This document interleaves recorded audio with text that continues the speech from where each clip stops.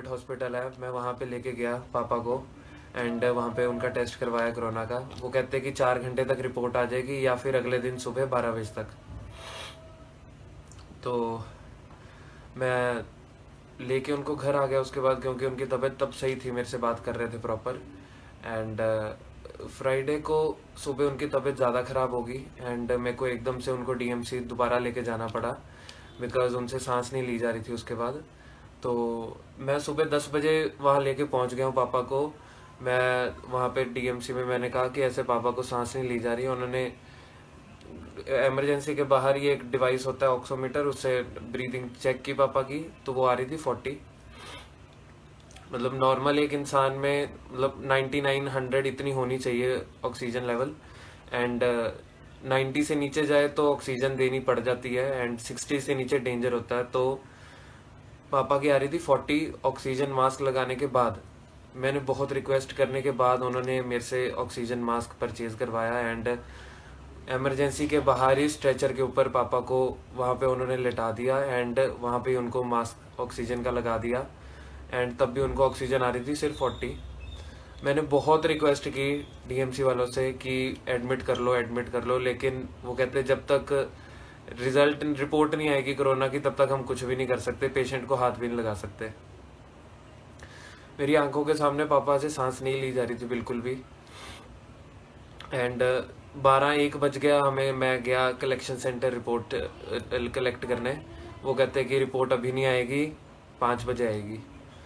और तो मैं वहाँ पे गया, मैंने कहा रिपोर्ट बहुत लेट आ रही है। मैंने फिर रिक्वेस्ट की वहाँ पे ऑन ड्यूटी जो डॉक्टर्स थे सबको, नर्स को रिक्वेस्ट की कि प्लीज़ आप तब तक ट्रीटमेंट तो, फर्स्ट एड ट्रीटमेंट तो शुरू करो, ड्रिप लगा दो, कम से कम कुछ तो कर दो। लेकिन किसी ने कोई जवाब नहीं दिया वहाँ पे।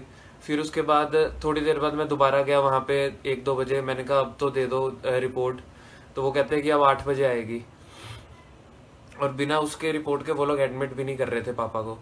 तो उसके बाद हमने बहुत उनको बोला कि आप करो, एडमिट करो इस तरह। तो उसके बाद रिपोर्ट आई, 3 3:30 बजे रिपोर्ट आई।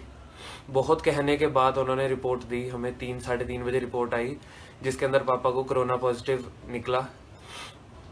लेकिन जैसे ही हमने कहा कि अब तो कोरोना पॉजिटिव आ गया, अब तो आइसोलेशन में शिफ्ट कर दो, ट्रीटमेंट शुरू करो, तो उन्होंने अपने हाथ खड़े कर दिए। कहते हमारे पास बेड नहीं है, हम आपको एडमिट नहीं करेंगे, आप गवर्नमेंट हॉस्पिटल ले जाओ। मेरी आंखों के सामने पापा मेरे को कहते, बुला के कहते मेरे को सांस नहीं आ रही, कहते मेरे को प्रॉब्लम हो रही है सांस आने में। मैं उनको ये कह रहा था, मैं कहा मेरे को पता है पापा नहीं आ रही। मैं इतना रिक्वेस्ट किया वहाँ पे, लेकिन किसी ने मेरी बात नहीं सुनी। और 4 4:30 बजे जब पापा की तबीयत बहुत ज़्यादा ख़राब हो गई, पापा ने मेरे को बुलाया। मेरे को कहते अब मेरे से सांस ली ही नहीं जा रही। मैं एकदम से मैं वहाँ पे रो पड़ा और मैं वहाँ पे बोल रहा था। चाचू को बुलाया मैंने, वहाँ पे मेरे साथ थे मेरे चाचू, मेरे ताया। मैंने उनको कहा, मैं कहा पापा से नहीं बोला जा रहा, मैं कहा प्लीज़ जल्दी से कुछ करो, कुछ करो। एट द एंड डीएमसी वालों ने हमें नहीं एंट्री दी वहाँ पे, ना एडमिट किया। मैंने एम्बुलेंस बुलाई, मेरे को एम्बुलेंस भी अरेंज नहीं। मैं रिक्वेस्ट करा, मैं क्या एम्बुलेंस अरेंज करवा दो, मैं किसी और हॉस्पिटल ले जाता हूँ। मैंने फ़ोन पे सारे हॉस्पिटल्स पे पूछ लिया। यहाँ पे फोर्टिस हॉस्पिटल है, सीएमसी है, और भी बहुत बड़े हॉस्पिटल्स हैं, अपोलो है। तो सबको फ़ोन करके पूछ लिया। कहते हमारे पास बेड ही नहीं है, हमारे पास मत लेके आना। सब ने यही जवाब दिया। मुझे पता वहाँ पे मेरी क्या हालत थी। और मैं एम्बुलेंस भी मैंने अपने फ़ोन से बुक करवाई। एम्बुलेंस प्राइवेट एम्बुलेंस थी। डीएमसी से सिविल हॉस्पिटल लेके जाना था, गवर्नमेंट हॉस्पिटल। 15 से 20 मिनट का रास्ता होगा। उसके लिए उसने 4,000 मांगा। हमने कहा दिए यार तुम। हमने एम्बुलेंस बुलाई, ऑक्सीजन वाली एम्बुलेंस थी पापा को। उसमें मैंने खुद ही, किसी डॉक्टर ने हाथ नहीं लगाया, मैंने खुद ही उठा के पापा को एम्बुलेंस में डाला। एंड वहाँ लेके जा रहे थे तो सिविल हॉस्पिटल पहुँचते ही, अभी इलाज शुरू भी नहीं हुआ था, तो वही एम्बुलेंस में ही पापा एक्सपायर हो गए। और सब मतलब इतना पैसा होने के बावजूद भी पापा ने सारी उम्र कमाया है, हमारे लिए कमाया है, एंड हम उनका ट्रीटमेंट तक नहीं करा पाए। मतलब मैं इस बात से हैरान हूँ, पापा को बेड ही नहीं मिला, ये कभी सोचा ही नहीं था। यहाँ पे मैं इसलिए ये वीडियो बना रहा हूँ ताकि आपको बता दूं कि लुधियाना में कोई सिस्टम नहीं है। यहाँ पंजाब में बोल तो रहे हैं कि हम इस बेड्स प्रोवाइड कर रहे हैं, लेकिन ऐसा कुछ भी नहीं है। यहाँ पे कोई सिस्टम नहीं है। मैंने बहुत पेशेंट्स देखे वहाँ पे ऐसे ही पड़े हुए हैं, किसी का कोई ध्यान नहीं रख रहे। मैं अब आपसे बस एक ये, अभी पूरे हमारे घर को भी क्वारंटाइन किया हुआ है, हम सबके टेस्ट हुए हैं, क्योंकि मैं फादर के बिल्कुल डायरेक्ट कांटेक्ट में था। पॉजिटिव आने के बाद भी पापा को मैं तो अकेला छोड़ नहीं सकता था, क्योंकि कोई भी डॉक्टर पास नहीं आ रहा था, तो मैं ही पापा के पास था। तो अभी हम सबके टेस्ट दिए हुए हैं, 2 दिन हो गए हैं, हमारी भी रिपोर्ट्स नहीं आई हैं अभी तक। और मैं आप सबको बस यही इसलिए वीडियो बना रहा हूँ, मैं आप सबको यही कहना चाहता हूँ कि यहाँ कोई सिस्टम नहीं है। यहाँ पे आप अगर बीमार पड़ जाते हो तो आपको बेड नहीं मिलेगा।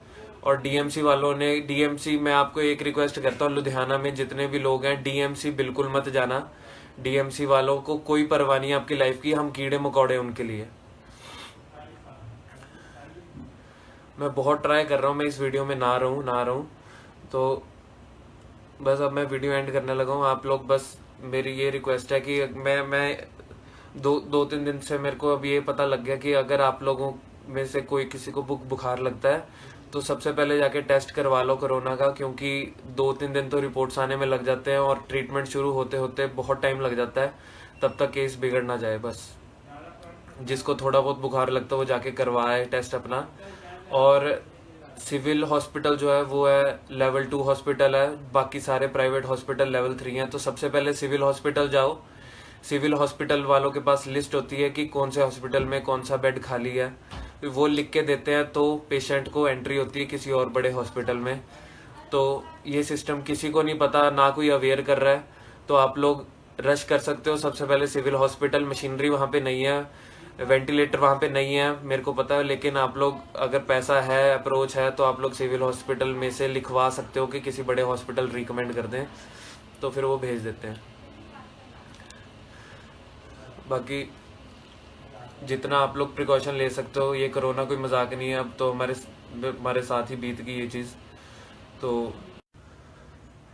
मैं ये वीडियो बनाने की हालत में तो नहीं हूँ, लेकिन आप सबको एक बात बतानी बहुत ज़रूरी थी। 4-5 दिन पहले मेरे फादर एक्सपायर हुए हैं and he was corona positive.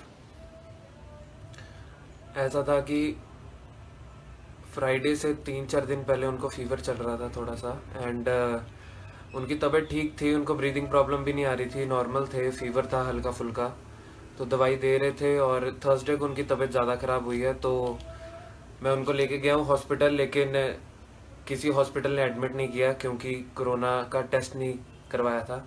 तो वो कहते कि कोरोना का टेस्ट करवाओ फिर एडमिट करेंगे। तो मैं थर्सडे को शाम को डीएमसी, यहाँ पे एक हॉस्पिटल है दयानंद मेडिकल कॉलेज, सबसे बड़ा प्राइवेट हॉस्पिटल है, मैं वहाँ पे लेके गया पापा को, एंड वहाँ पे उनका टेस्ट करवाया कोरोना का। वो कहते कि 4 घंटे तक रिपोर्ट आ जाएगी या फिर अगले दिन सुबह 12 बजे तक।